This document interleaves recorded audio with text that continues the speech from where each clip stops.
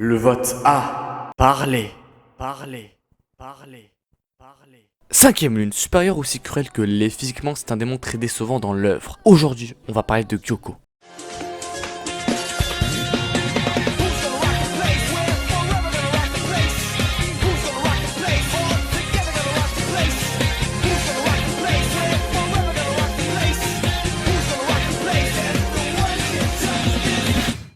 Nous allons tout d'abord parler de son histoire, puis après de sa vie tout au long du manga, donc les arcs, et pour finir de ça un peu problématique, est-ce que Gyoko est-il faible suite au combat face à Michiro Tokito, ou s'il fait écraser du coup.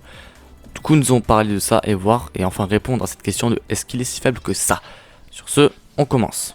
Gyoko, à l'époque Manaji, vivait à la périphérie d'un village de pêcheurs près de la côte et n'aimait pas le fait de ramasser à plusieurs reprises des carcasses de poissons et de faire d'autres choses étranges. Il a perdu ses parents très tôt, ils sont partis à la pêche et ne sont jamais revenus, leur cœur noyé retrouvé très abîmé. Alors les villageois ont gardé leur distance, pensant qu'il avait perdu la tête. Il semble qu'il soit devenu fasciné par la beauté des corps noyés de ses parents. Quelque temps après, Gyoko a tué un enfant du village, qui est venu le taquiner et a mis le corps dans un bocal. De rage, les parents de l'enfant ont poignardé Gyoko, avec une fourchette de pêche à deux dents. Il a été laissé pour mort là-bas. Une demi-journée s'est écoulée et il était toujours en vie. Et Muzan Kibutsuji passait par là. Alors, il a transformé Gyoko en démon. Après être devenu un démon, il développera un goût pour les humains, en particulier les enfants. Il modifia son corps à sa guise et continua à vivre en se moquant de tous les êtres vivants au fond de son cœur. Dans l'arc du quartier des divertissements, ayant été convoqué à un rassemblement des grades supérieurs, Gyoko a salué Akaza, lui demandant comment il allait après 90 ans et cachant à peine sa déception à l'idée de la survie de son collègue au cours de ces années. Le démon en pot a également salué Doma, échangeant de petites discussions sur le pot qu'il avait offert en cadeau à ses camarades de rang supérieur. Peu de temps après, Gyoko a écouté Muzan Kibutsuji informer le groupe que Gyutaro était mort, et les a réprimandés pour leur inutilité. Le grade supérieur a informé son chef qu'il avait des informations qui le rapprocheraient de ses objectifs, seulement pour se faire arracher la tête en raison de l'information non confirmée. On lui a alors ordonné de se diriger avec Otengo une fois corrigé son erreur, le laissant perplexe. Le démon en pot a ensuite été approché de Doma, qui lui a demandé des informations qu'il avait et s'il pouvait le suivre, et a été choqué lorsqu'Akaza a détruit la tête de Doma par arrière. Il a vu Kokushibo couper la main d'Akaza, et a demandé au démon Biwa de le transporter avec Otengo jusqu'à leur destination. Dans l'arc du village des forgerons. Au village des forgerons, Gyoko a dévoré un villageois sans méfiance et l'a craché tout de suite, déclarant qu'il n'était pas comestible.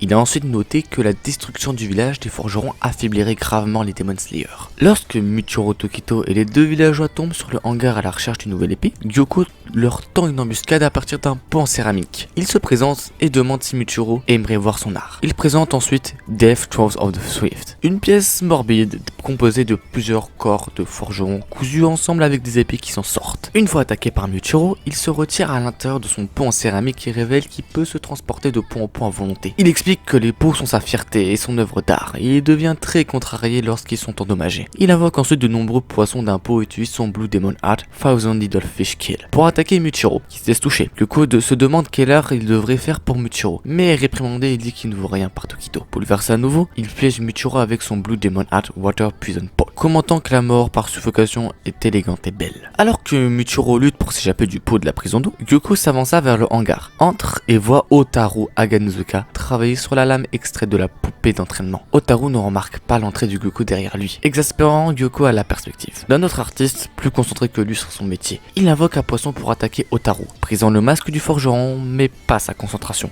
Le dévouement de Otaru à la lame incite Gyoko à le forcer à briser sa concentration plutôt que de le tuer directement. Michiro s'échappe du pot de la prison d'eau avec l'aide de Kotetsu. Surprenant, Gyoko le poussant à libérer Octopus Vase Hell. Michiro utilise le Misbuffing, Fight Form, Sea of Cloud and Az, entaille Gyoko, et il retourne dans son pot, réapparaissant dans un autre pot. Il se dispute avec Michiro au sujet de la beauté de ses pots, devenant enragé après une insulte à leur équilibre, et déchaîne son Blue Demon Heart 10,000 Gliding Simfish. Après que Michiro ait détourné deux de ses attaques, Gyoko révèle sa vraie forme, et devient plus sérieux au sujet de le tuer. La vraie forme de Gyoko a la capacité de se transformer dans tout ce qui frappe en poison, et à une vitesse et une force accrue. Michiro utilise le souffle de la brume, 7ème forme, des nuages obscurcissants, pour décapiter Gyoko, à sa grande incrédulité. Mais alors, Gyoko est-il réellement faible à cause de sa réputation? Alors oui, c'est une bonne question car l'arc du village des forgerons nous présentant Gyoko et Otengo était très mitigé par les fans, dû aux démonstrations de puissance des démons. Surtout Gyoko, qui se fit battre par Michiro Tokito avec la marque des Demon Slayers. Ce qui nous fait dire que Gyoko ne méritait pas son rang étant donné que Kocho Shinobu nous avait expliqué que pour battre une ur supérieure, il fallait au moins 3 piliers, ce qui est vérifié dans le combat contre Kokushibo, où 3 piliers étaient présents. Mais pourquoi Gyoko s'est fait battre par un seul alors? Déjà, son narcissisme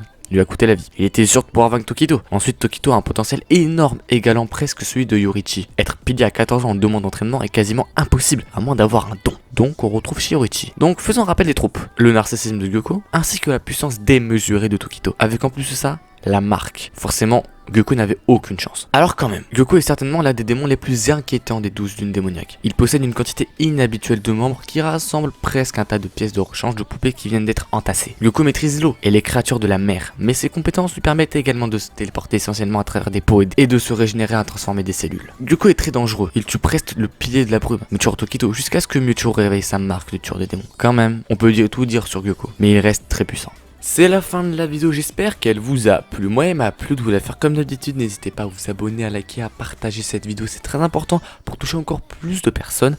Moi, je vous remercie énormément pour les 4500 abonnés là. C'est excellent, vraiment. Mon rêve commence vraiment à devenir réalité. Et je vous en remercie énormément. Par ailleurs aussi, je vais peut-être bientôt faire une FAQ. Dites-moi dans les commentaires si vous en voulez une. Posez vos questions et puis après je trierai, je ferai un sondage pour voir les autres questions que la communauté se demande plus généralement. Et surtout n'hésitez pas à me dire quel personnage vous voudriez revoir dans les prochains épisodes. On commence à arriver sur la fin de cette série. J'en suis très triste parce qu'on là on a vraiment traité énormément de personnages. Comme je vous le dis, le dernier personnage qu'on traitera, vous allez bien voir qui ça sera, mais ça semble logique à vrai dire. J'ai traité le roi des démons premier qui je traiterai à la fin. On verra bien. N'hésitez pas à me dire si vous voulez des vidéos sur d'autres animés et tout. La saison 2 arrive, donc je vous préviens, il y aura énormément de reviews d'ailleurs. Vraiment, je vais faire un max de reviews de la saison 2 à partir de maintenant. Et j'espère que ça vous fera plaisir pour tout ce contenu. Vraiment, je vous aime tous dans ma communauté. Et surtout, n'hésitez pas à prendre vos katanas et à combattre les démons qui rôdent dans votre vie. C'était Thibaut VB. Ciao. Et aussi, n'hésitez pas à deviner la musique. Comme dans chaque vidéo, je vous fais demander des musiques. Et dites-moi dans les commentaires lesquels sont celles, de quel anime ça vient, ça suffira, vous allez vite reconnaître, ne vous inquiétez pas. Et je mettrai un petit cœur sous votre commentaire. Sur ce, bonne chance et à la prochaine.